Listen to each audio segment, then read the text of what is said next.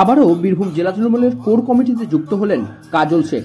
মঙ্গলবার বীরভূম লোকসভা কেন্দ্রের হাসনে তৃণমূলের প্রার্থী শতাব্দী রায়ের সমর্থনে জনসভা করেন মুখ্যমন্ত্রী মমতা বন্দ্যোপাধ্যায়। সেখান থেকেই ফের বীরভূম জেলা তৃণমূলের কোর কমিটিতে জায়গা দেওয়া হলো কাজল শেখকে। প্রসঙ্গত, বীরভূম তৃণমূল সভাপতি অনুব্রত মণ্ডলের অনুপস্থিতিতে জেলার সংগঠন জোরালো করতে কোর কমিটি গঠিত হয়। সেখানেই প্রথমবারের মতন যুক্ত হয়েছিলেন বীরভূম জেলা পরিষদের সভাধিপতি কাজল শেখ। কিন্তু কালীঘাটে বৈঠক করে বীরভূমের কোর কমিটি থেকে কাজল শেখের নাম বাদ দিয়েছিলেন মুখ্যমন্ত্রী মমতা বন্দ্যোপাধ্যায়। এবার ফের তাকে তিনি যুক্ত করলেন। কোন ব্যাপারটা হচ্ছে, আমি একজন মামাটি মানুষের সৈনিক, মমতা বন্দ্যোপাধ্যায়ের অনুগত নির্ভীক সৈনিক হিসেবে মনে করি।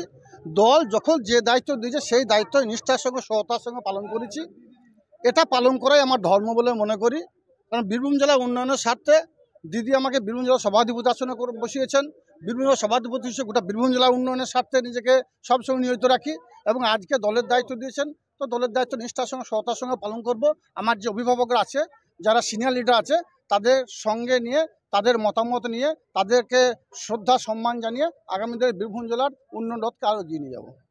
মুখ্যমন্ত্রী মমতা বন্দ্যোপাধ্যায় তিনি নির্দেশ দিয়েছেন যে আমাদের ফায়েজুল হক কাজল, আমাদের জেলা পরিষদের সভাধিপতি, তাকে কোর কমিটিতে অন্তর্ভুক্ত করার জন্য আমরা তাকে কোর কমিটিতে অন্তর্ভুক্ত করে নিলাম এবং আমরা পরবর্তী সভা থেকেই তাকে আমরা আহ্বান জানাই।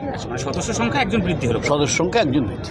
আর সেক্ষেত্রে মমতা বন্দ্যোপাধ্যায় আপনার সাথে অনেকক্ষণ কথা বললো কোর কমিটিতে, যেমন সেটা অন্য কথা হলো তেমনি সেটা অন্য কথা, কার্যকলাপ কি করা অন্য কথা, সেটা তোমাদের বলা।